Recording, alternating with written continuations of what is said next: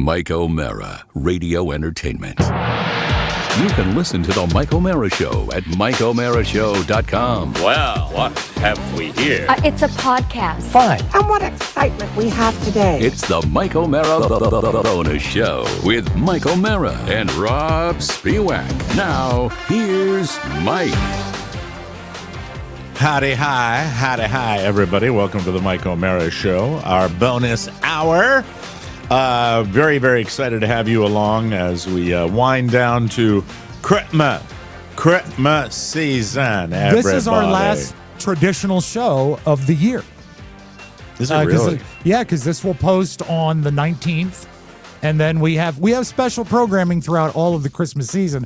Every day you go to our feed, our podcast feed, we'll have something new for you. Right. But as far as traditional shows, this is the last one of the year. So Merry Christmas, guys. I'm going to leave my camera here Okay. when I go to Maine. All right. You know what's great, Mike? Your MacBook has a camera built in. That's right. So if you wanted to check in from Maine, Yeah. you know what else? Master. You carry an entire studio in your pocket every day. That's you can right. check in from anywhere. Well, here's the thing. You don't want to. No. Here's the thing. I don't want to. I will get bored. I will get bored up there. Right. I will want to do that. And I will convene when. Well, I am hoping desperately that And by the way, I'm going to do something highly unprofessional. What's that? I'm a little chilly, so I'm going to go get a jacket. You're going to put on a cardigan? You know what? In Maine, it would be really fun. I don't know that we've ever done He's chilly in Florida, but he's going to Maine. I thought you were going to say he's Chilean. I said, no, he's not. All right, so I'm wondering if we could get him to do a short episode with his sister, Kathy, who's very funny, but recalling Christmases of their youth. Because I guarantee you they have different memories of what went down when they were kids. yeah, but he's not going to want to do that while he's there. Why not? I think he'd rather do it with Kathy in a little box like this. Well, maybe Kathy can stay at her house and he can be at his house and they can still do it. But I don't think we've heard a lot of stories about Mike's Christmas childhood. I know he got a dirt bike once. I think you're right. And I don't even think we need Mike on the show. I think we just need a show with Kathy. I would love to do that. I would love to sit down with Kathy. Mike. Yes. Yeah, and Mike but you can't see, respond. Mike can't say anything. what would Mike hate more? Would he hate not doing the show or doing that show? Exactly. I think. Oh, here's Mike, and now we're all wearing blue, so nobody can see our names on the video. I know. Well, Mike, I've got that covered. Hold on. What we were talking. There we go. Better. Thank you, Josh. What we mentioned when you were out getting your wrap there. Would you consider? What, are you okay? You're such an asshole. You're such an asshole. Had to go grab the cardigan. A wrap. Also, Like I'm a 75-year-old lady having lunch. Jesus. do you need a Christ. lap shawl, dear? Are your A legs shawl. cold, dear? Did you turn yeah. on that heated blanket? What we suggested, and I don't know if you'd be in for this, and we have two options for you. If you're going to be in Maine, Josh and I together put our heads together. We can't think of many Christmases of your youth that you've discussed. And would you be allowed, or would you allow Kathy to come and do a short show with you where you talk about Christmases head when you doesn't guys fit were in that little? hood. I know it's the headphones actually. But would you do a show with Kathy up there? And then if you didn't want to do that, we would Josh and I would be glad to talk to Kathy about Yeah, Christmas. we don't need you. We've had lots of questions for Kathy about your childhood. I'll get back to you. Okay, all right. I'll get back to you. I don't think I'll be waiting right by the phone. I don't think you'll get that call. No, I mean I like doing this. Well, And know I you feel do. like shit today. So I mean, I am hoping this doesn't kick into next week. This This proves is your to me. traditional, Mike. You always get sick when we go into vacation at the holidays. No, I usually get sick on vacation. Well, it used to be Yes, when you have we time had off. when we had other workers with us in the studio. That as soon as we went on Christmas break, we all got sick. Yeah. because we let our guard down or whatever. Right. and you just get. I got pneumonia one year, and it was just horrible. So I think you're going to feel better. But what I would hope so. probably make you feel the best is doing a podcast with your sister, Kathy. Sure. Well, I mean, you don't talk about Christmas when you were a kid. I would love to know, and also to have two people discuss it. That would be awesome. I don't know. I'm trying to rack my mind for my memory banks. And here I don't know stuff. how close geographically you were, or you could do it with Teddy. Did you ever spend Christmas with Teddy? I'm not doing it with Teddy. Teddy's not going to be up there. He's not going to be up there. Okay. So. But Rob's on the right path. We'll just get a list. We'll get your 20, whatever that is, 21 and me. Yeah. Ancestry list, and Rob and I will just call people and ask about Mike O'Mara. So That's will right. you guys be calling me like when you want me to do something on the show? No. Because I'll do that. No, we will leave you be. I mean, Yeah. we don't want to. No, I wouldn't mind. No. I wouldn't mind if you texted me and said, "Are you available to do a quick little spot Sure. in 10 minutes?" I'll do that right. in a heartbeat. I'll do that I'll do that. multiple times. All right. But remember, Rob and I have plenty of time over the next couple weeks. But I'd So rather, if I you- would if you're much rather available- you guys let me know a time and then I will join you. I'm it. not going to have a lot to do up there. It's nothing Okay. to do up there. At except, 10 p.m. eat tonight. chowder and take a shit. In that order? I mean, there's not a lot going on. What time will you have a nice buzz going? I don't know if I'm going to be doing all that much drinking either because of my recent medical. Oh, true. That's true. Sure. I'm afraid Would of it you like now. me to overnight you some gummies? No, I don't want to do that either. I don't like that. I think my days of substances, I think the NyQuil that I took, last night that I chugged is That you took way too much of? sufficient. Yeah. That's the way I would look at that. I don't know. But I love the idea of connecting. I know that now. I wouldn't say, if you thought that I wouldn't do it, you're wrong, because I would do it. And the worst thing I can say is like, hey, not now. Can we do it at this time? And we'll do it that way. And I can I'll see bring that. No, I'll that bring the sounds great. laptop. I'll bring the laptop and the camera, and I will plug it in. And I we'll would say be you good don't to even need to bring the camera. You got a camera right there on your laptop. Okay, we'll do it that Or on way. your That'll be phone. fine. So getting back to our traditions and what we do, we have loved to do a tradition on this show, which is a video tradition about a guy that we made fun of so many times, Bob Hope. And I got to say, Mike, this Yeah. outtake is ancient, and I spent an hour on YouTube looking for it. All I have is the audio. So it's not a video highlight, it's an audio highlight, but it still holds up. I thought you've had the video for like 30 years. Never had the video for this.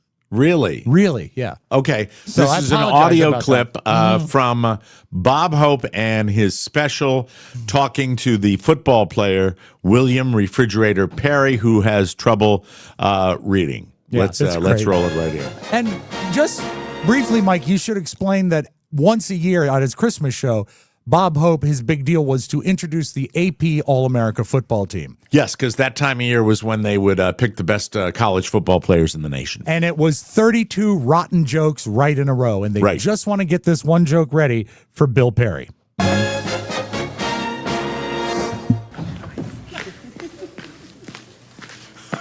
William Perry, middle guard, Clemson University. Bill Perry. Did the bus come in you?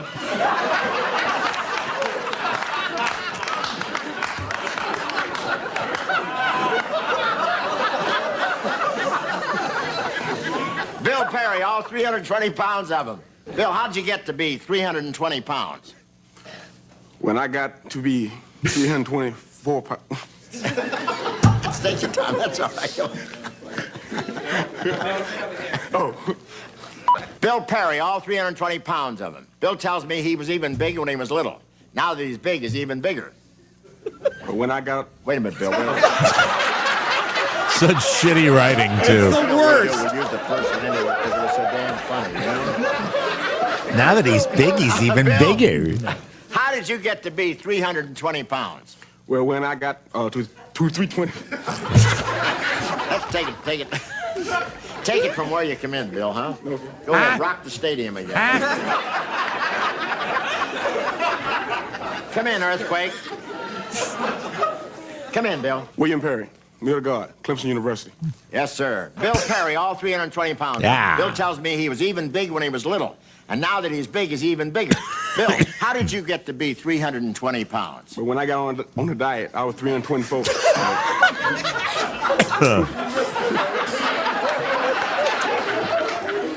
Well, when I got to be 324 pounds, I went on a diet.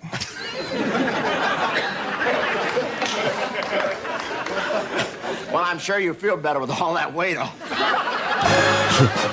I want to tell you. I don't know why that has become a holiday tradition that we play that on the last show every year, but I do love it. I truly love it. It is fun, and he'd bring them all out, all the different players. Yeah. It is available by video.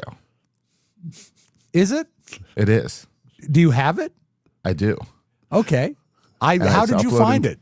I went to this thing called Google. I did the same thing, and I don't know how I missed it because I looked for it last year. I looked for it this year. This is from 1983, Rob right? thinks if he says that's with enough sincerity, we'll believe it. Well, All right, believe let's what see. you like, Mike. Let's see if I found it. All right. I think I just got religion. Bless you, my son. William Perry, near to God, Clemson University. Bill Perry. Oh, this is the aired Did the one. bus come in you?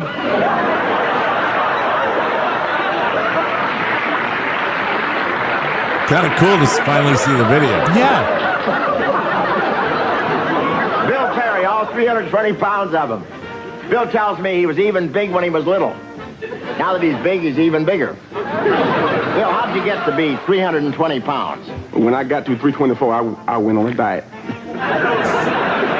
Well, I'm sure you feel better with all that fat off. Actually, Josh, I did find that yesterday, but that's not the one with the outtakes. That's the one that went on air. Yeah. And what's funny about that is Pretty amazing that that's the one they kept. Right. That's the best they did. But also, did you hear how much laughter was piped in? Yeah. I mean, tons of laughter. Yeah, the laugh track was silly, and and I forgot he played for Clemson too. Yeah. right. Mm-hmm. Yeah, that's amazing. So getting back to the whole Christmas time thing, I know that 2025 was an interesting year, That's giving it all the best of it. to say the least. It's been a very strange time in the world, in America. It consistently. If you polled people across the country, wouldn't you think that they would say these are unsettling times? Would that be accurate? What is the old Asian curse? Is may you live in interesting times. Mm-hmm. And that, on the surface, that sounds nice, but really, we are in the most interesting times I can think of in my entire life. And I thought 2024 was weird and bad. But they've been saying that my entire life. Well, it keeps always getting something worse. going on in the world where it's never settled. There are no settled times. Yeah, well, Yeah, I mean, but there's I have a lot I of think, instances. Then this let's year. use this term, uneasy. I feel uneasy now. Yeah. I What are feel, some? Can you think of any instances over the last 12 months that have made you particularly uneasy? I'm uneasy about the government really being stocked with people that have loyalty to one person. Mm-hmm. That's it. That's the number one concern that I have. Does it affect me directly? Not at this particular point, but it still disturbs me when you see people that are bullshitting just to get by. And I wanted to there's a actually- philosophy, I think, in a group of people now that feel as though it doesn't matter as long as the goals are accomplished, and that scares the crap out Yeah. of me. It I really wanted does. to ask you something, and that I saw this on Turner Classic Movies. It was said in passing, but a movie that you and I both love, Network. It's from 1976 or so, A long time almost ago. 50 years ago. About essentially, there's a lot of stuff in it, but the main plot line is a very notable news anchor, think Walter Cronkite, goes nuts and starts almost preaching instead of doing news and saying all of these ridiculous things and these inflammatory things. And he's driving the country into a new sort of mode of hypersensitivity and anger. and he's using his pulpit to drive anger and all that. And someone, I had never really drawn the comparison because it's so long ago. I thought that movie was about inventing reality TV, but it was actually a bigger look at the way politics are now. Yeah. And it is so, that movie feels like it was made yesterday when you watch it now. The most recent example being, and we didn't talk about this on the regular show, but I can get it off my chest here. The tweet from President Trump when Robb Reiner died.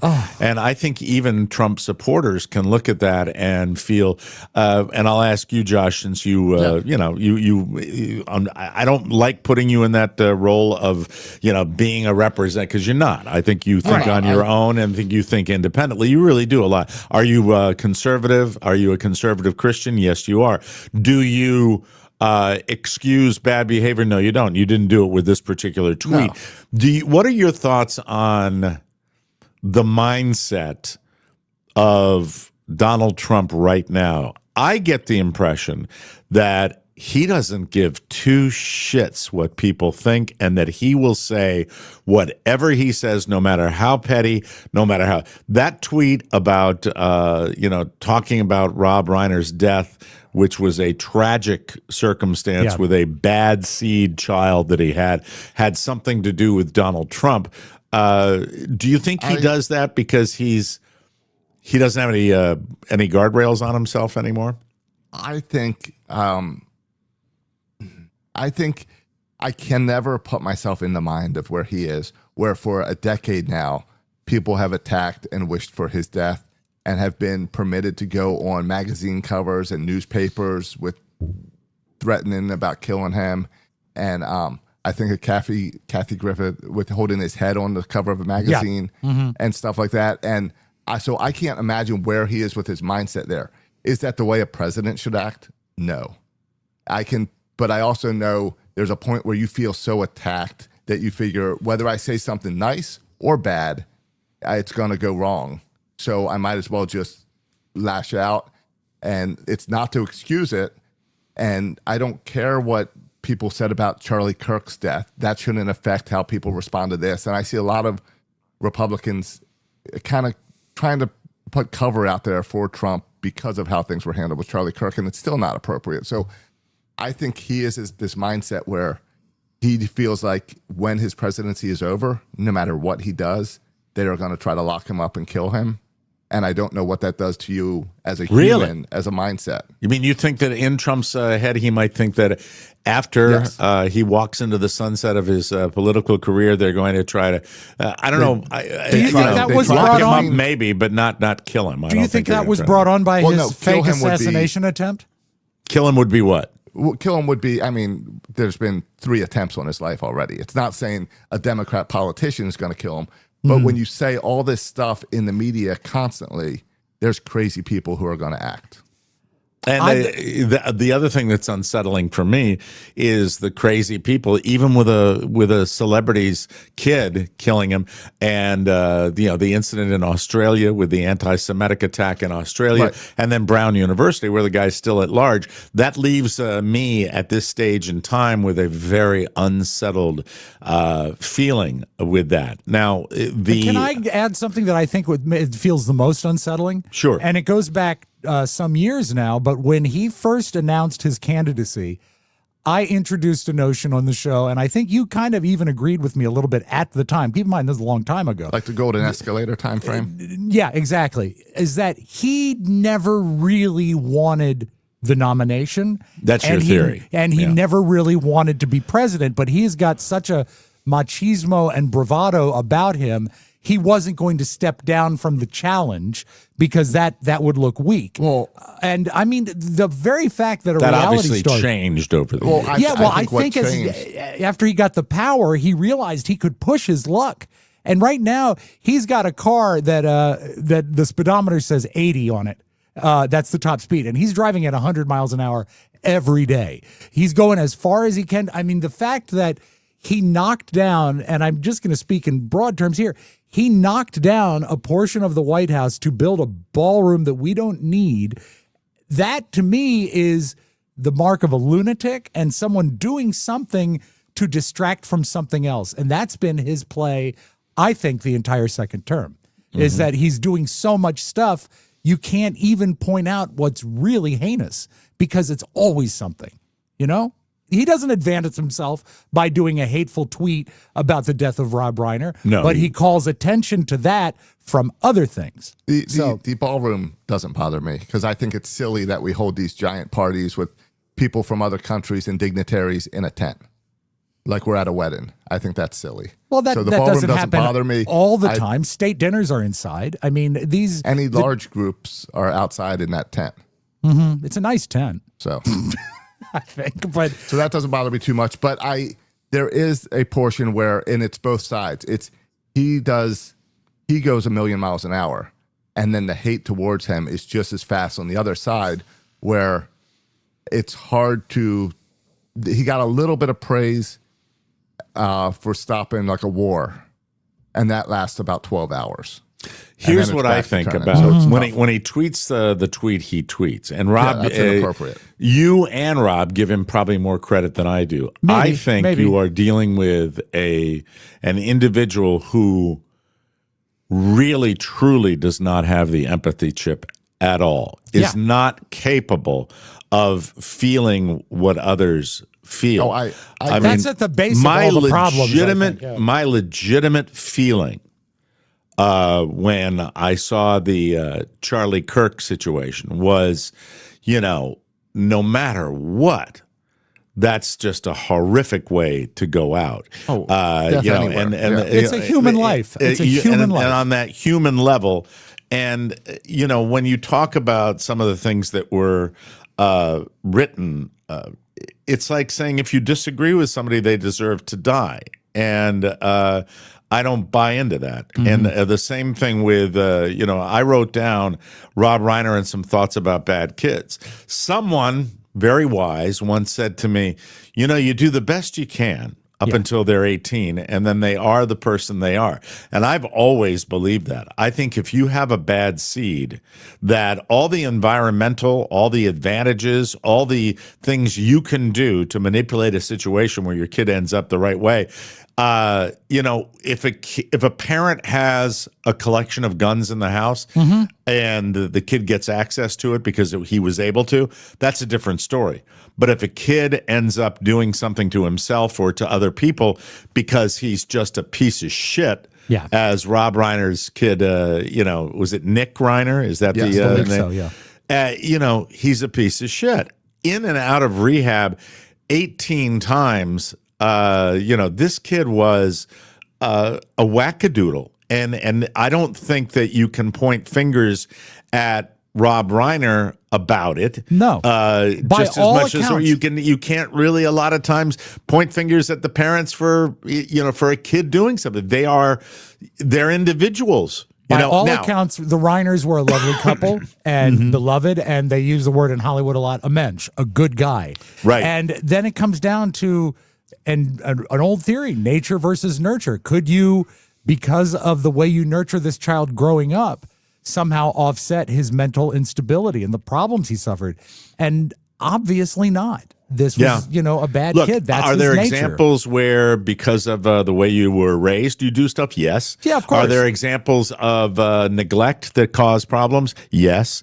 Are there always these bad guys that were raised in a great environment? No. They all contribute, but ultimately, it's the individual themselves that commit the crimes.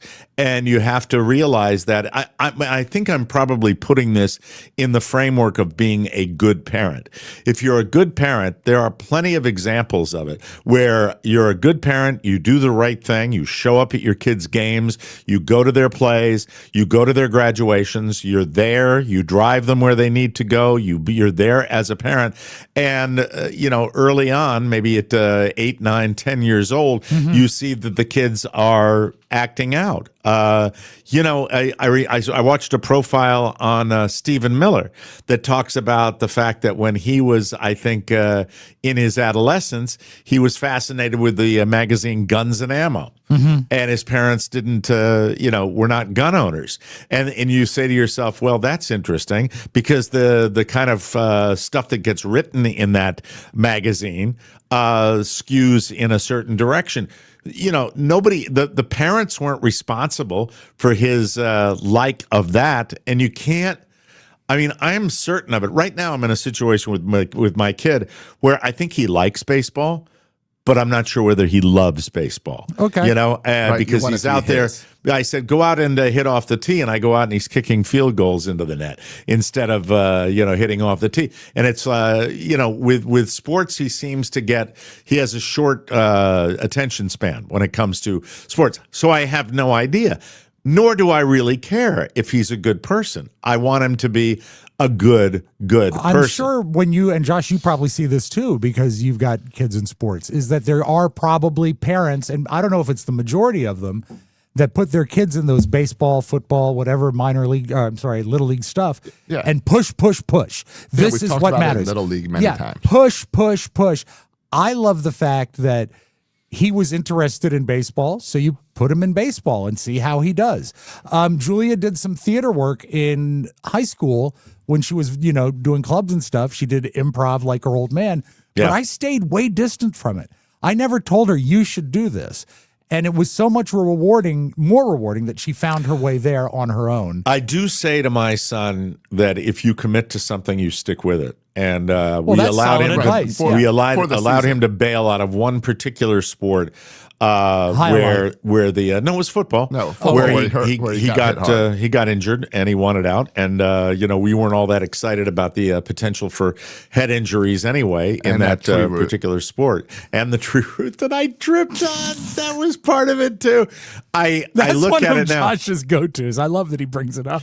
Here's my own guilt trip. Okay. When it comes to the baseball dads, I talk to these baseball dads on a regular basis, and they have more fucking information than I have. And I wonder, am I putting my best foot forward as far as gathering all the information? I ask a lot of questions, but I don't fall into that category of knowing where to go, knowing what to do, who does this, who's the best coach, where's the best camp to go to for baseball. And I wonder if I'm shortchanging my kid because of that, because I am engaged in his athletic abilities. I do go to the games. I did coach in one particular circumstance, but I wonder, you see these dads that just know this and know that and know this and know that, and they call them baseball dads. And I just don't think I'm a baseball dad. And I don't know if I was a baseball dad, whether that would fall into the category of pushing, or it would just be somebody who's really knowledgeable about the game. How do you feel about that, Josh? You're close to that line of pushing, but the fact that he's excited and he's doing it, it's hard. It's very still obvious. positive, right? The parents that are pushing and being those baseball dads that's push, it's obvious. It's very clear. And if you're a good coach, you'll get that kid off your team. I got a question. Whether it's talking to the parents or you recruit someone else that suddenly. Yeah, I've mentioned before how with Little League and kids, the parents are judged by the coach. So if you are too much of a pushy parent and the coach feels that Michael's not into the baseball, but you are the one driving this, he will find a player that can replace him. And he just won't make the travel team. Well, that's so interesting. if he's on the travel team, the coach thinks he wants to be there. When you guys were kids and in sports, were the summer camps and those baseball camps, was that even a thing, or is that a more recent not thing? that I can remember? And camp was not a thing. When I went to a day camp that was one town over, and ended up being a counselor in training and a counselor, and then a counselor in training director, and I even drove a bus. I've talked about that over the years. That was my It was a experience with corrective camp, wasn't it? It was a corrective shoe camp. We constructed corrective shoes. And that's what we did. Everything with baseball is more intense in Florida because they can play year round. Okay, I get Because the that. weather works. I think if your kid has a passion and an aptitude, that will take care of itself to a certain extent. I think it really will, and it's amazing at this particular age. I'm sure, God, Rob saw it in spades. When you talk about a kid that growth spurt that occurs between like 12 and 14 and 15. I mean, my God, you see the difference between 14 and 15-year-olds and 12-year-olds, and it's pretty stunning. And you see 12-year-olds who are monsters, too. I remember at age, I think it was 12, when we took him out to the open tryouts for Loudoun County basketball. Yeah. And to this day, Robert, he really has the passion, but he's not athletic inclined as he might be, and I don't know why that is, but he was very tall, and he was the tallest kid at the Loudoun County, the whole county. He was more athletic than you, though, right? Oh my God, Mike, this mouse is more athletic than me. Right. It's also he was never a good runner. That was a problem. And that he did get. I've told this story. By the way, kids. Yeah. And Josh will agree with me as a baseball coach. You know, little kids, say 10, 11, 12, 13 years old, most of them aren't good runners at that age. Oh, but there's a difference. There are bad runners that can't coordinate the arms and legs properly. This is a good holiday story, and I know I've said it before, and I will keep it mercifully brief. But let's say it was Christmas 2006. And so Robert is about 4 years old. He's in the thick of his leukemia treatment. He's in chemotherapy, and he's doing great. You know, he has a lot of doctor's appointments, all this medicine and stuff, and it works against him in certain ways.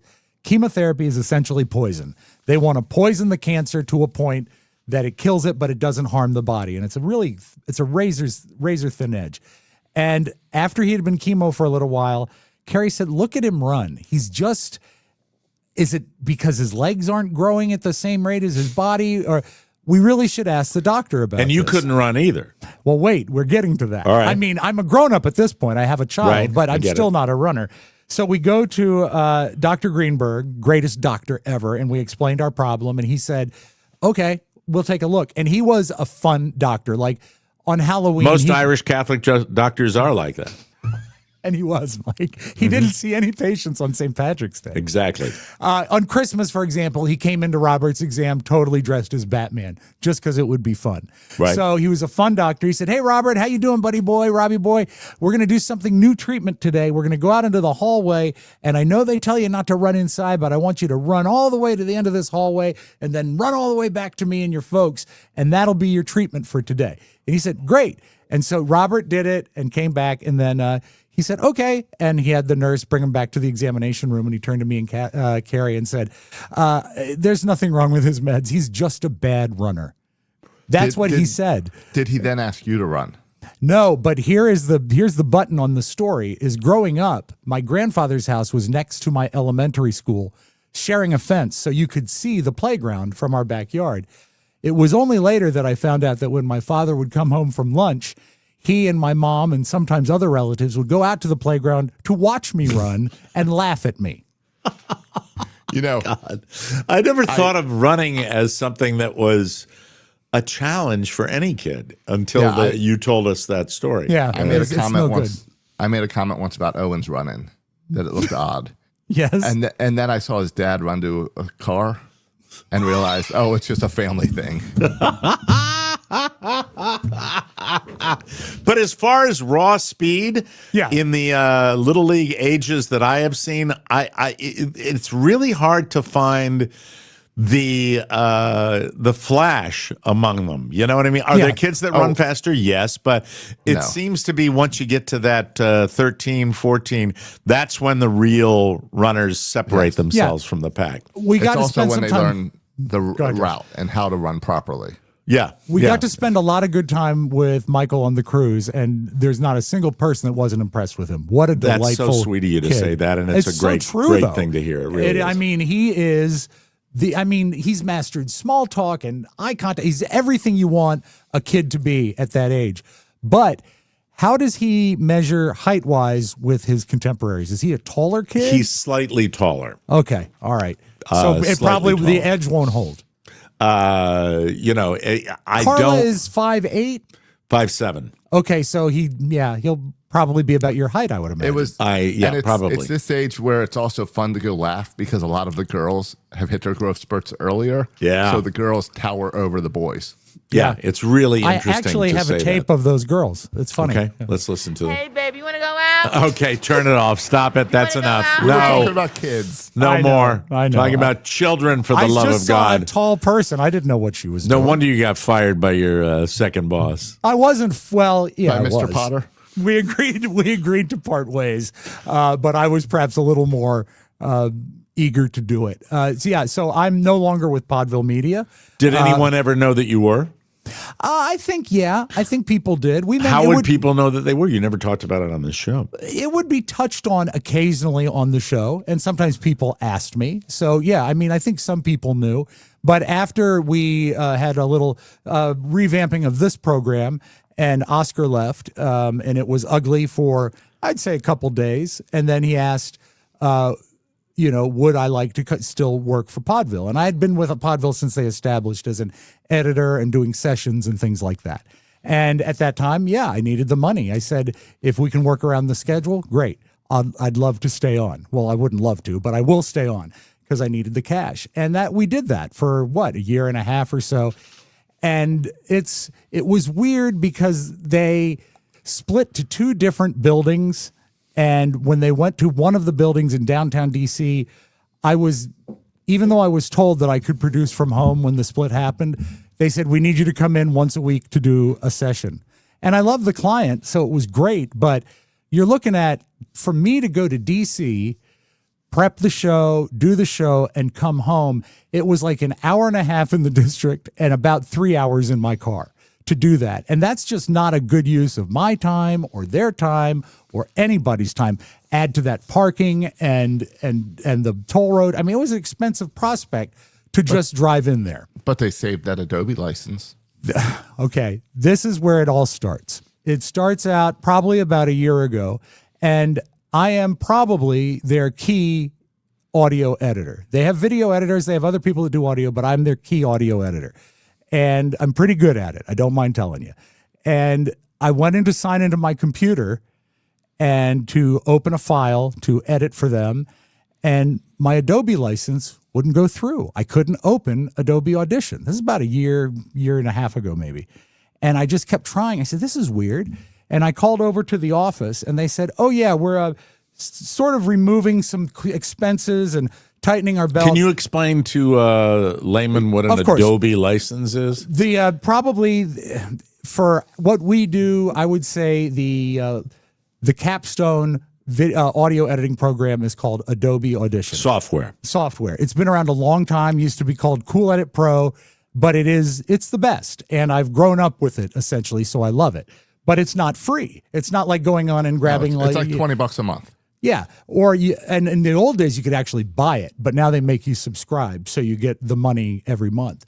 And I couldn't. So they get the money every month. Yeah, they get the money. And so I called up to the Podville. I said, I can't get into Audition, and they said, oh yeah, we've tightened our belt a little bit. We moved the budget around.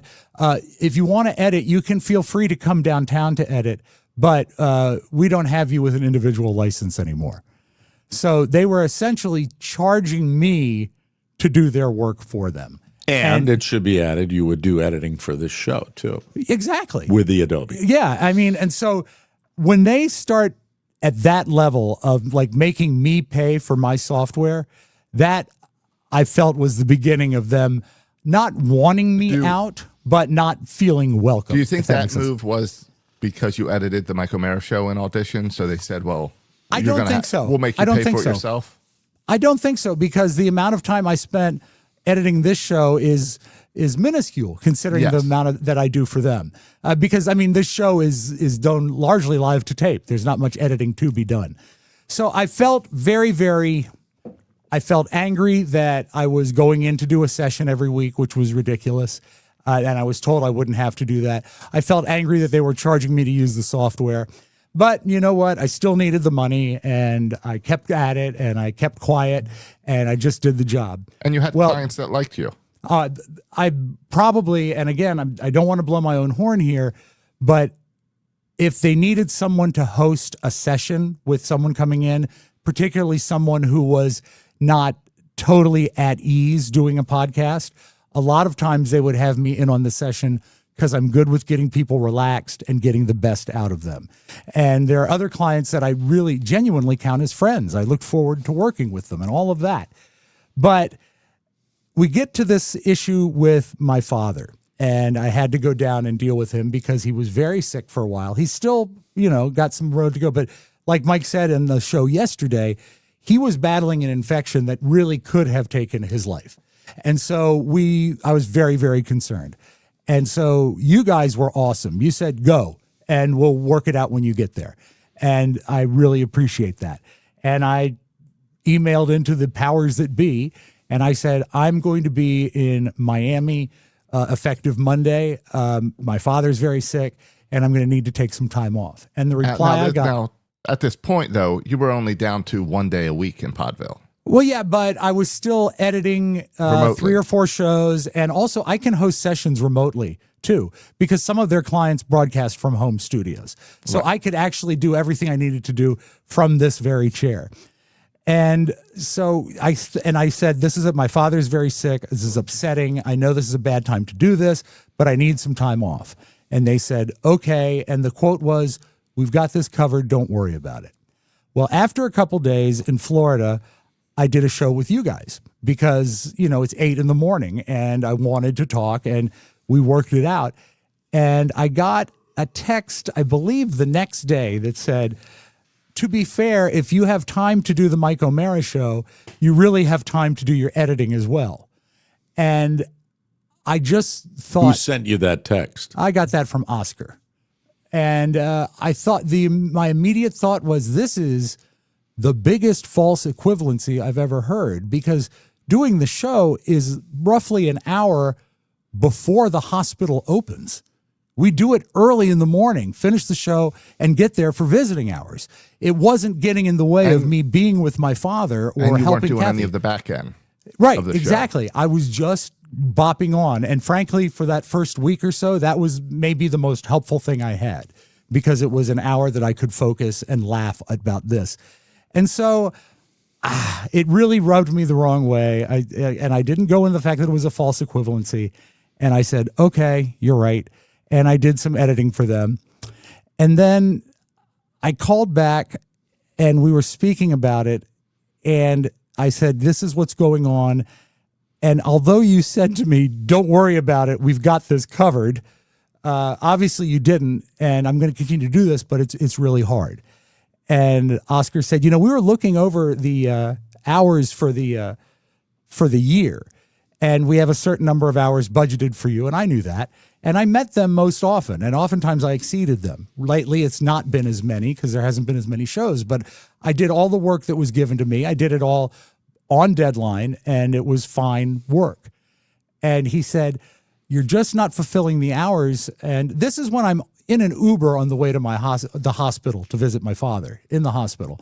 He said, maybe you could consider going hourly with your time instead of being an actual employee. And I just said, Oscar, this is too much right now. Let me get back to you on this. And he said, okay. So I came home, actually flew home from Miami, called him, and the rate they offered me for hourly work was literally insulting. And I know what I do and how much it's worth, and the fact that I've been at it now for 30 years, it was not what I needed. It's not the offer. It's what you would pay an intern. Yeah. And if I had gotten a better offer per hour, I probably would have stayed with it. But I said, I think it's time for us to part. This is not what I'm worth. And, good luck. And he returned good luck. And that was that. Now, this is where it gets interesting. In moments after that, probably within a couple hours, I get a separation agreement, which is pages and pages and pages of stuff that you should sign according to them when you leave a company. And the first thing said, this isn't a document that says that you're going to continue as a contractor for Podville Media. After I'd told them, no, I don't want anything to do with it anymore. So I said, I won't be signing that. On the separation agreement that talked about returning of equipment, which I don't have any, intellectual property, which I delightedly deleted from my computer, and also a non-disclosure agreement. And they wanted me to sign off on that. And I read it, and I read it, and I read it. And I said, this doesn't seem right. And the first thing I noticed is that all the dates were previously in there for the wrong date early. Like, they said that later this was a paperwork error. Maybe it was, but it seems to me like they were ready to have me out the door. It was dated while Robb was still in Miami. Yeah. I mean, these are the dates. This is your termination date, and this is this. And none of it jived. And it's very much smelled to me like they had planned it in advance. And then I kept reading about mean like the paperwork was filled out before? Yeah. Which is very peculiar. I don't think before talking to Robb about going hourly, they already had the fire paperwork done. And, I know that errors happen, but people that don't make errors are like accountants and lawyers that fill out work like that. They don't do that. Maybe I'm wrong. So I get to this agreement and I'm reading it, and it seems a little silly, but I'd also, I just want out. I don't want to cause any waves. But just for fun, I call my dad's wife, Kathy, who has run HR for a huge company for about 25 years. And I said, I'm going to text a document to you. Could you look at it? She said, okay. And she called me, and I said, other than the fact that the dates are wrong, what do you think? She says, well, what are they giving you? I said, what do you mean? She said, well, are you getting any severance or anything like that? An offer for health care? I said, well, no, they never offered health care, but no severance, nothing like that. And she said, then this is an illegal document. For a contract to stand in court, both sides have to get something. And they were just taking something without giving me anything. But she's not a lawyer. No, but she knows HR, and she's dealt with situations. But I mean, obviously that's a big claim to make. But also, it's why this sheet is what you're normally given to sign when you start a job at a company. Right. You normally get it at the beginning because you're getting a job out of it. Right. You're agreeing to the NDA because you're getting a job. And I actually went in and I looked on some legal websites, and Kathy sent me some paperwork that she keeps on file. And it's true. It's not a legal separation agreement if I don't get anything.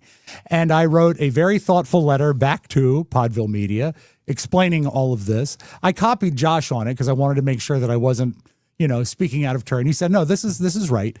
And I didn't hear from them, despite several reminder emails, for about 2 weeks. Even the fact that, they said, well, we were on holiday for Thanksgiving. I said, well, yeah, but I'm thinking the whole time. I wrote the letter. I sent it to you. You're half of this. I would think I would get at least the knowledge of a response. And I finally Who are you talking about? The company. I was dealing through Shannon, but the fact that I submitted this, I have a problem with this separation agreement, I'm not going to sign it. You would think that would be a pretty fast reply coming back if you want to resolve a situation. And Josh will vouch for this, it was weeks. Yeah. And it was clear they just were trying to scare you with this paper. Yeah. So that you wouldn't come here and talk about it. And my thought was that maybe they're trying to figure out, oh my God, he figured out that what we're doing is not kosher because this isn't really an agreement because he's not getting anything. So I think they were dragging their feet. That's just my opinion. And finally I heard back, and I said, I'm not going to sign anything. Because I don't think it's fair and I don't think it's legal. And the last thing we heard is... Well, I'd like to go public and say these are Robb's views and certainly not the views of the Mike O'Mara Show because I have nothing to do with it. I really do. And I really want to cover my own ass since we're talking about things like this on the show that I have no earthly... I didn't know what you were going to talk about today. Well, we've also made it clear that there's no Robb. We checked. Robb didn't sign anything to say he can't talk about all. Well, I mean, I don't think there's any. The way I look at this is when when things end acrimoniously as they did with me and Oscar. We went our separate ways, and then Robb stuck around after that. I didn't have absolutely nothing to do with that. No, and you were actually. I could have actually seen you saying, "I'd rather you not do that," and I would have been okay with that. Because obviously, this was a new road for the show. But knowing that I needed the money. Known that. Well, instead it You was knew that. But no, you I really didn't. I thought it was absolutely essential. I didn't know you'd be amenable if I had said, because I thought it would, I a did clean ask- break would have been appropriate. I did ask your permission. Yes, and you you did. said it was okay. Because I didn't think it was my place to, tell a And man he let's couldn't be make a real. living, Rob would have quit. Carrie would have been upset. That's right. Then you'd have to deal with her. Okay, so I bet whatever it is, I didn't feel it was my place to, tell you that at that particular time, because times are, lean everywhere. What they are. You know? And I didn't talk about working there on the show because it's two different worlds to me. But I did it, and I can't lie. So I it felt ended badly, is what you're saying. Well, for me, it did. I think they're happy because I'm gone. But for me, so it do you ended think badly. that they wanted you out Yeah, when I you do. started going to Miami? I- or when well, you went to Miami? Or I did they think- want you out anyway? I think before end that. of the year. Yeah, I do. And I Excuse think me. they saw an opportunity. They've gone very video centric in their production, which makes me a little less useful, although they still have audio podcasts. And I would work on audio for video podcasts. I mean, if they needed something edited or restored or tweaked, that would fall into my lap. But I do think that it was time for me to get out as far as they were concerned. And it was tough to make the decision until I thought about, hey, they're dropping all this stuff on me while my dad is hooked up to IVs in a hospital. And whether or not they wanted to do it, there are just ways to do things. And if it meant another week of them holding out before having that conversation, You know so what's I wasn't amazing? talking And to I my have to father be like honest. that. I have Yeah. to be honest with you.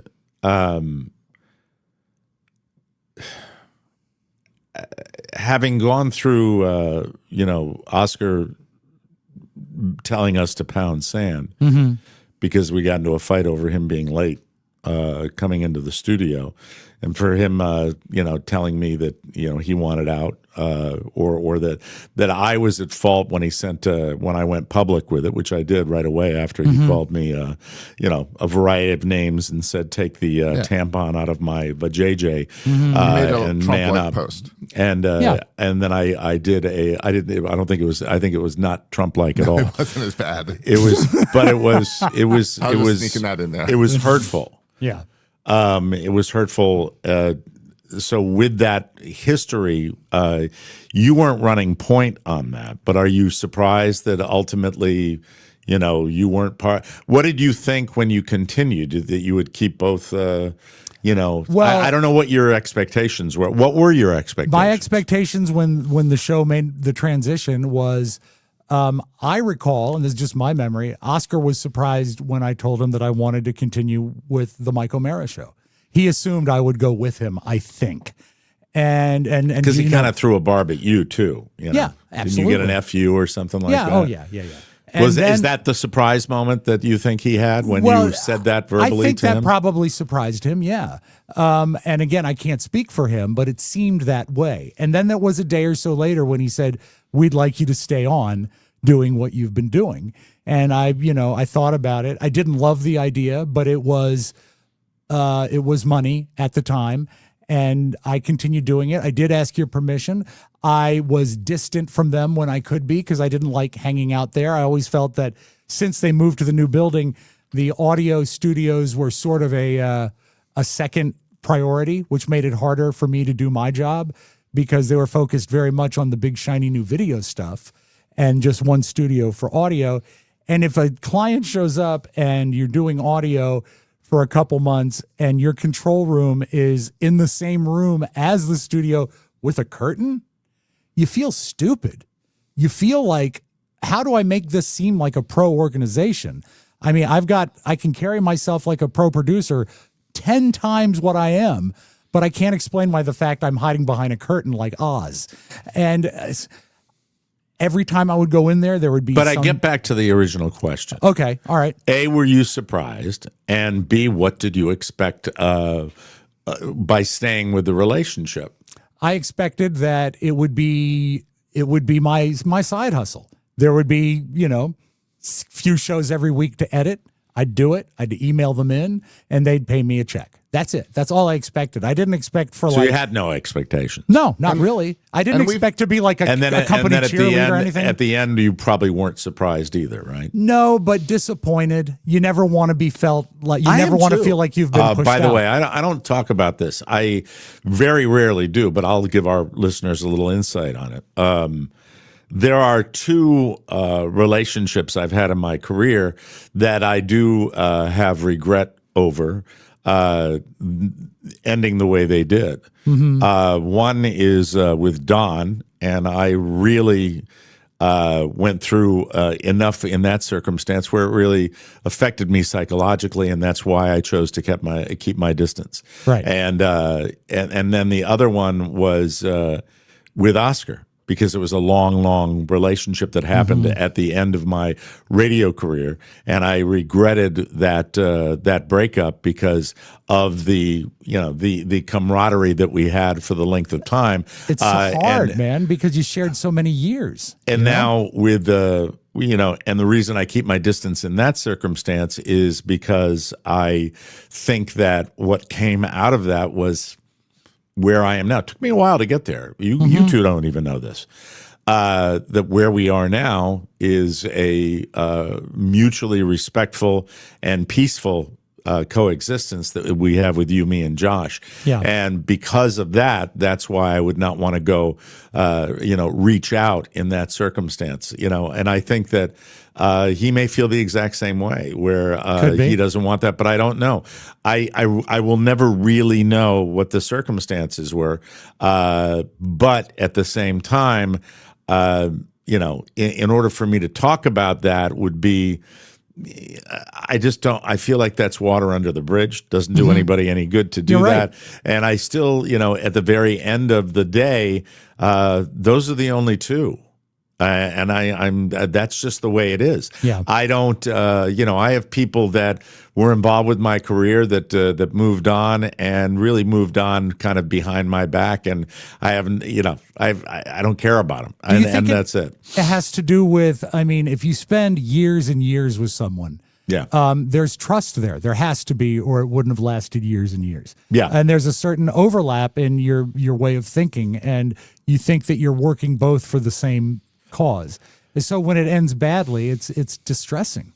Because it leaves you on the outside looking in. It is. And I think that, the one thing that can be maddening about this business is that it's in the public eye.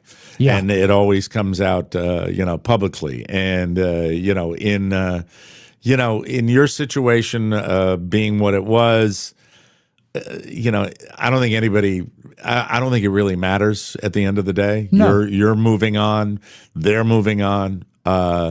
And I just think that where we are with this show, the only growth I really hope for is growth with this show. We keep it together with baling wire, and I think all the bones that might have been buried are exposed to everybody on this show. Everybody knows where we are, and that we'd like to grow more. And it just it is what it is. And I would say to both of you, if the time were ever to come where you wanted to do whatever you wanted to do, I would just want to have you be square with me about it, because I'm at a situation right now where, as I said, the piece of this show and what this show does for my psyche is beneficial to me, the act of actually doing the show. When you mentioned at the front of the show that this has been a weird year, I take away from this year, one thing that's positive is how much fun it has been doing the show.